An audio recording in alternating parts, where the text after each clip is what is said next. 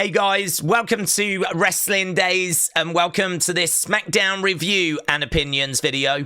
So this is a slightly tricky show to score because there wasn't really anything too seismic on the show. I mean, probably the big talking point might be all negative stuff like Jade getting busted and that pin at the end. Javon was nice, but that's not going to resonate with everyone. Yeah, I don't know. It's a weird one because I feel like this is a show that I enjoyed, but I can understand if it's a show that not everyone enjoyed. I suppose it kind of brings me back to kind of what we've spoken about before, that the worst show is a boring show, and I don't think this was a boring show. The reason why I say that is because we started off with Randy coming out to save Cody. We had a little bit of a Brock tease in regards to his Heyman with Brock. Wondered if we were going to get some movement there. We didn't, but we brought out the Vision. Then we had Cody and the Vision. We were teasing a lot of things. I don't think we got like much progress, but we did get Randy come out. And of course, Randy looking at that belt, that seems to have resonated with people online. I think it's because people have been waiting for Cody and Randy for quite a while, that if we're taking a few steps in that direction, it's going to start getting people excited. So I would say that that was pretty average, pretty flat, but it had a couple of things to it type open. Then we went to a good match. I mean, you lot said this match was good 95. Street Profits against Melo Don't Miz. Obviously, we had the Wyatts around, so we're teasing some there for the Street Profits. We're teasing Melo Don't Miz splitting, which is not the biggest of deals, but at least it's some progress. Then we went to probably the worst match of the night. Kiana and Giulia against Michin and B-Fab. I didn't get much from that. I did like Kiana's selling, as I said, and it is nice to see Giulia, but I know people want better for Giulia, and I feel like better is on the way. So, I don't know, at this point, we're probably around a 6, something like that, 6.25, but I did feel like the show drastically improved, of course, when we had Sami against Javon. You lot said that was great 74. You really enjoyed it. I think it's one of the best SmackDown matches of the year. I don't think it's the best. I mean, if we're going to do a top 20 rundown, I think Sami against Javon could sneak in, but it might just miss out, right? But I think it's definitely in the conversation if we're going to do a video about the best SmackDown matches of the year. So Sami, Javon, really enjoyed it. I think it was the perfect spotlight for Javon. We were in Orlando, gave us a chance to show him off and promote tomorrow's or today's, whenever you're watching this, No Mercy. So obviously that's coming up. That's a big show this weekend. Javon's going to be on that show. Then, of course, we got to our main event. Now, main event is a dumpster fire, but it's got talking points. I mean, to me, it's not boring. I mean, Jade getting busted open, talking straight down the camera with blood pouring down her face. Like, I mean, you can't help but, I mean, I can't imagine too many people are going to see that and change the channel, right? I mean, it shouldn't have happened. We never intended for her to get busted open. But was it interesting? Was it compelling? Like, was it a talking point? Like, yes, it definitely was. Same with the botched pin as well. I mean, I don't love it. Shouldn't have happened. But is it a conversation? Yes, it is a conversation. What went wrong? Who was to blame? Is it Nia's fault? Is it the ref's fault? Is it someone else's fault? You know? Who's to, is it everyone's fault? So, you know, I think that's kind of interesting as well. So I think my score is going to settle on like a 6.5. I'm feeling 6.5 type range.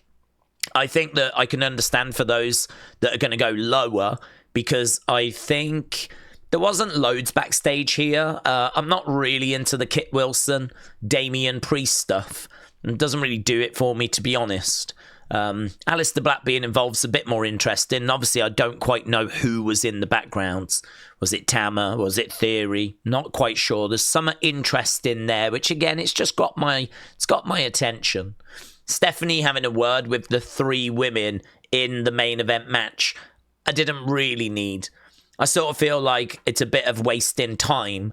Do you know what I mean? Like, let's just find out who wins and then Stephanie can go up to the winner rather than going up to the people that are in the match. Didn't really need to do that. Main event miscommunication. There was definitely spots that didn't quite land. I think that botched ending, it all resulted in you lot giving it a good 80% score. So you certainly weren't blown away with it either. But I mean, one thing I will say about this show, I didn't find myself zoning out. I didn't find myself like drifting away or being bored or anything along those lines. I found myself staying engaged.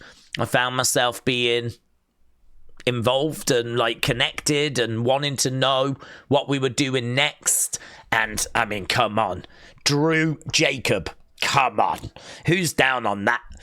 Drew Jacob, I'll take that every day of the week.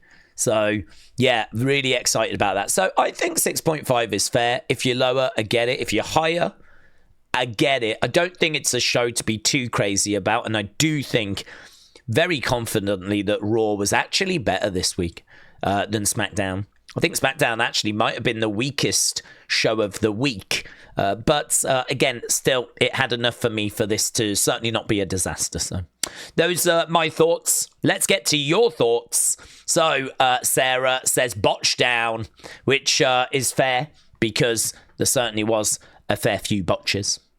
Rascal South Flaw said, Daze, shout out to you. SmackDown, I'm giving it 5. I've lost my excitement for wrestling, but thank God for you, Daze. Unseen is a daily part of my routine. I like your witty, obvious humour. Wrestling Daze gets 10 out of 10. Well, thank you, my friends. I really appreciate the kind words. I'm sorry to hear that your excitement for wrestling is waning. I mean, what I would say is I've heard a lot of that in 2025, so you're not alone. I think that Sami's Open Challenge has been a big success. I think AJ Lee coming back is nice. I think as we look towards the future, we can't rely on John Cena like we've done in 2025. 2026 is going to have to be something juicy. We're going to have to get those creative juices flowing because 2026, as we said, we can't rely on John Cena's retirement tour. And I do think that has been a little bit of a problem of this year, is that we've just sort of just relied on John to sell tickets and to kind of be the focus. And as we said, next year we've got to do something different. So my hope is that we will get those creative juices flowing next year. The vision will be a bit more embedded and settled down.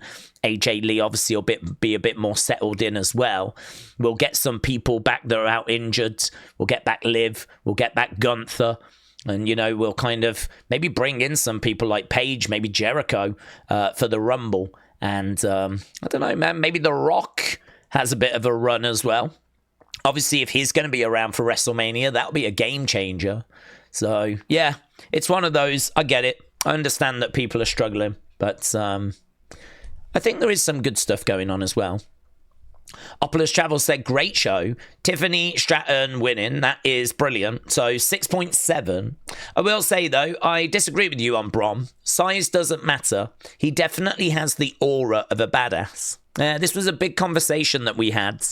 I think in wrestling, personally, size does matter. I think that it's undeniable that it's helpful if you are bigger. It adds to your presence.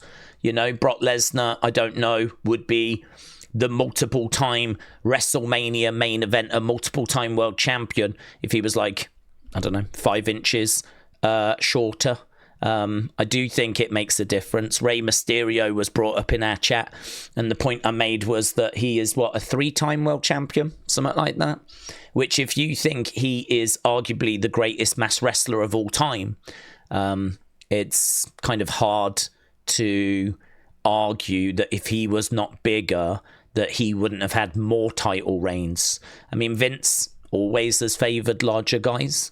I don't know if Triple H is going to do the same. We're still quite early into his booking journey. I mean, Vince was in charge of WWE for about 40 years. So, you know, Triple H has been about 2 or 3. But throughout that time period, he's had Roman on top. He's had Brock as a champ. He's had Cody, obviously, as a champion. So, I don't know. I mean, it's one of those where, for me, I think size is a factor. I don't think that it's impossible or anything for you to be on the smaller side and to be a champ. As we said, Ray's achieved it. We're hoping that Sami can achieve it. I don't think Sami is kind of above average height. So, yeah, I mean, it's, I think, a factor, but it's not a door closer. It's not like you're never going to be champion or anything like that. And I certainly wouldn't say that Bron Breakker's never going to be champion. We never said that. I just said I wish he was a bit taller. I think it would help with his aura. I kind of don't get the same feeling from him when he walks out as I do, say, Brock, or as I do when Jacob comes out. But, I mean, maybe part of that aura isn't even about his height, although I do wish he was taller. But it's more to do with his just general presentation. You know, Jacob's got in there and murked people, you know, and looked really good and really sent a message. And his facials and the way that he's kind of carried himself. Perhaps we just need to see more of that from Bron. So, don't know. It's an interesting conversation. I feel like it's maybe one that we need to put into a separate video. But yeah, a little bit of a spillover from a chat we had during our watch along. Michael, shout out to you. Michael said, I think we need a draft, especially for the women's side. We need to shuffle some ladies around. Oh, hello. I'm up for that. And a call-up or two from NXT. I hope the ref doesn't get chewed out too bad for that main event botch. So Michael giving it a 6. Elite Pro Wrestling Forum said it's a fun open, Legacy versus Vision. Profits win should lead to endgame with the Wyatts. Fatu is back, yada I mean. Sami Evans was great. It's match of the night by far. Main event was good, despite that unfortunate ending. US title carried, plus everything else, 6.8, said Elite Pro Wrestling Forum. Notorious TLJ said, all I've got to say is Javon has got a very bright future and they need to pull the plug on Dawkins and Ford already. Well, I didn't sense any issue between them, but I mean, we could get an issue between them. So maybe that's something that's going to show itself again when they get into this match, because I'm sure we'll go into a match with the Wyatts. Brady said, I'm very excited for the possibility of an Allies of Convenience versus Zaruka feud. I wouldn't be surprised to see this match at Crown Jewel, since Zarya is Australian. Good shout. I hope we can eventually get back to the Wyatt 6 that are cryptic and made us think about everything they do. Yes, good shout about Zarya being from Australia. Mitchell said, I thought it was a solid show. I'm going to go 6-7-5 range. Love the Javon match and seeing Zaruka, but Giulia being stuck in a meaningless tag match and the ending match was extremely sloppy. I got no idea what the Nia botch was. And the Street Profits Wyatts again is... Daryl said 7. Last match was a bit botchy. If they add Drew versus Jacob to Crown Jewel, what a card that will be. PLE of the year potential. See you for Raw. See you for Raw, buds. Take a 1990 enjoyed it. Said SmackDown was 7.5. Jacob's segment was fire. Javon Sami was match of the night. Giulia Kiana against B-Fab Michin was decent, along with Tiffany versus Jade versus Nia. If JG beats Blake tomorrow, could they have another match at Halloween Havoc, being in Hell in a Cell? Shout out to you. I suppose they could. I don't know really why we would want to keep going after a weaponized match. I mean, I feel like if you get to the point where you're having a weaponized cage match, I sort of feel like that is pretty much the same as a Hell in a Cell. I don't know, like, if you would just keep going and going and going and going. I mean, I am really ready for this feud to end tomorrow at No Mercy. I'm really ready for that to just be the blow-off and for us to just move on. So, if we do carry on, then okay. But, I don't know. I sort of feel like a weaponized cage match is about as brutal as you can get. It's very similar to a Hell in a Cell. I mean, the only difference is in Hell in a Cell, you can leave the ring and go under the ring. This one, you can't leave the ring, but it's going to have all the weapons already in there. So, actually, you're a little bit more restricted. Actually, there's no place to hide in a weaponized cage match. You could even make the argument it's more brutal. So, I don't know. Let's see what they cook up. Jesse gives it a 5. Said, I enjoyed the open. Good match. Sami, Javon, Carmelo, Miz don't mesh. Street Profits, always a great performance. Solo's promos are repetitive. I didn't even mention that. Fun segment with Charlotte, Alexa, Solruka, Zarya. Tiffany, Nia was lacking. Bianca supposed to be on the show. Miss you guys. Jess, was you not around? You say you miss us. That means you didn't join us for the stream. Oh my God, that is so disrespectful. I really regret reading your comment now. Was Bianca meant to be on the show? I didn't hear that she was meant to be on the show. There was a few people wondering if she would, but I didn't hear any word that she was meant to be. But then, to be honest with you, I don't massively read the news before SmackDown. I mean, to be honest, I'm not really interested in spoilers. So maybe there was some word doing the round that Bianca was going to be on the show. I expect her back pretty soon. Ryder said 725. I actually found this episode to be pretty enjoyable. The segments felt like they had time to breathe and the things flowed nicely. Main event was a train wreck, but there were so many talking points, which is what I look out for with a wrestling show. Yeah, I'm kind of with you, to be honest. I look out for talking points as well. I mean, I want to watch a show and for it to feel like it was worth watching. I sort of feel like I tuned in and like if I was at work tomorrow, I'd be like, my God, did you see SmackDown last night? Did you see how Jade got her face busted? And then did you see that pin? What the hell went on with that pin? So I always think like it provides those moments. Those water cooler moments where you can grab a friend on a break and be like, oh my God, what did you think? Who did you blame? Did you blame the ref or did you blame Nia? Or maybe you blame someone else. Like, who did you blame?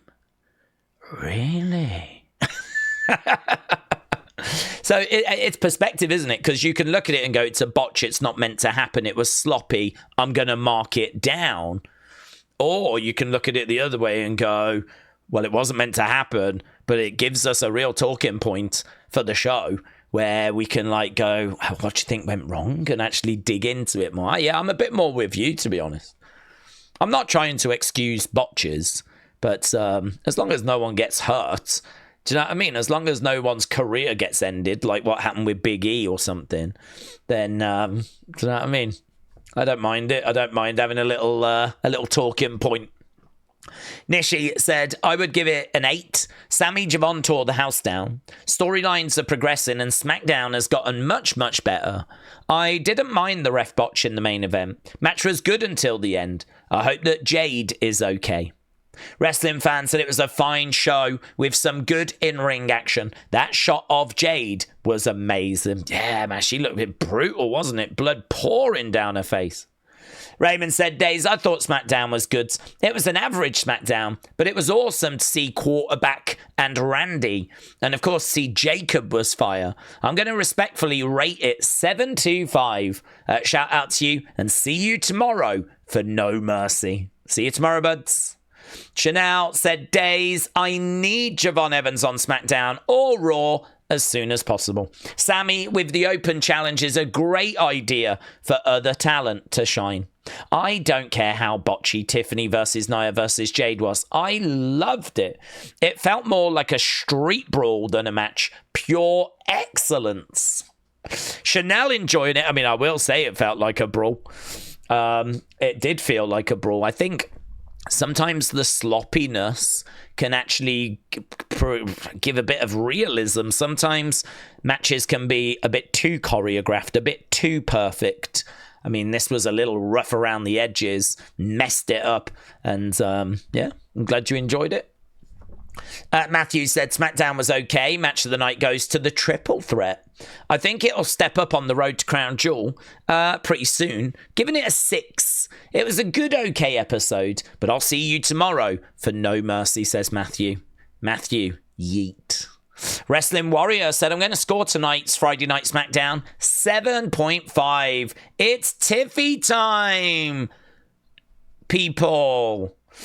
Luna said Raw main event without a championship was better than the SmackDown main event with a championship.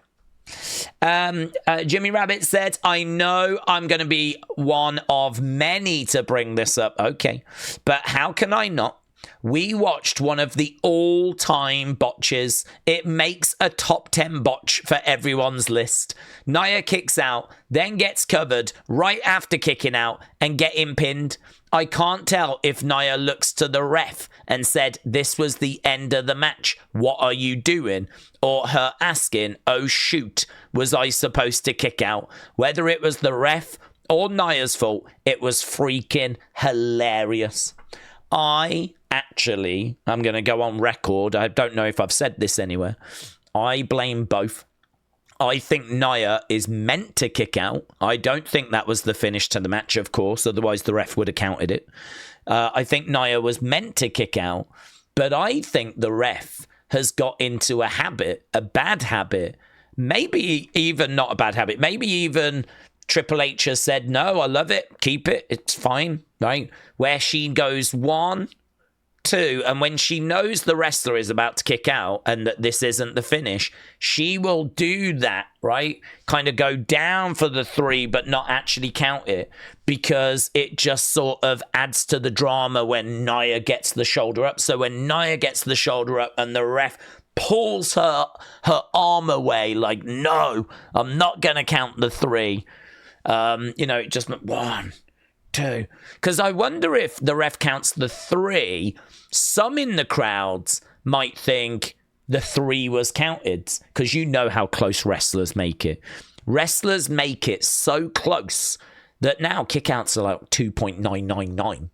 So I went at 1, 2. If the ref counts the 3 and actually it hits, and Nia got her shoulder up just in time, some in the crowd might think the 3 was actually counted and start celebrating the end of the match. And then the ref obviously would have to tell everyone, no, it's a 2, and no, it's a 2. And maybe some in the crowd would be like, but I heard 3. And it's like, yeah, but she actually got her shoulder up in time. It's just that they leave it so close, I can't actually stop myself from counting that 3 once I've committed. So I wonder if the referee is like, right, okay, is it better if I go 1, 2, I know she's going to kick out, so I'll do that, knowing that Nia is going to get her shoulder up. Problem is, if Nia doesn't, then it just looks like it looked. It just looks like a farce. You're just there going, what happens? That's a 3. And the ref looks stupid. And Nia looks stupid because clearly she was meant to kick out. Or clearly someone was meant to make the save. Maybe it's not Nia. Maybe it was meant to be Jade that was meant to grab Tiffany and, you know what I mean? Or grab Nia and pull Nia out. Like, maybe Jade botched. Perhaps Nia wasn't the one that was meant to kick out. Perhaps Jade was meant to save her.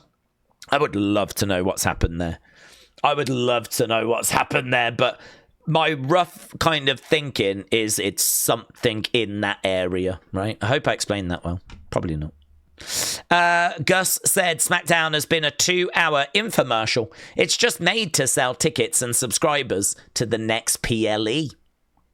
Uncle Howdy Dread said 7. Maybe Bo is looking for Sister Abigail. Yeah, he was missing this week, wasn't he? No Bo. Kanan said 6. Cody Orton was banger. Street Profits was better. Giulia, Kiana, good, but I not want to see Maya story. Fatu is back. He needs more spots. Sami is good. Tiffany, Nia, and Jade was good, but I think Giulia interrupts this battle to make it more exciting. So you think Giulia's going to get involved with Asuka and Kairi? Maybe. She's on the wrong brand at the moment, but I mean, we could do a draft. We could move some things around.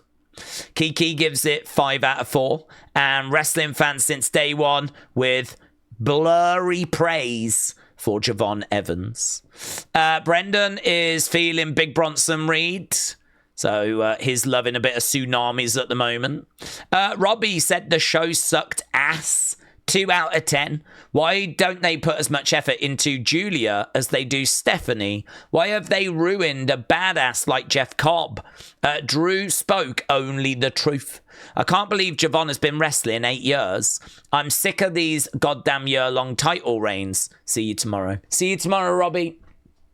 Mike said another Nothing Burger episodes, and Ring the Bell said slow start. Crowd really did not give a damn about that women's tag. They didn't. Street Profits are always quality. Randy taking a peek at Cody's belt. Drew Jacob will feed families for centuries. Give it me now. Match of the night was Sami Javon. Solid main event despite the ref botch. Stephanie Tiffy, so 7.5. So a little bit of a mixed bag there. I mean, none of the scores were really that carried away.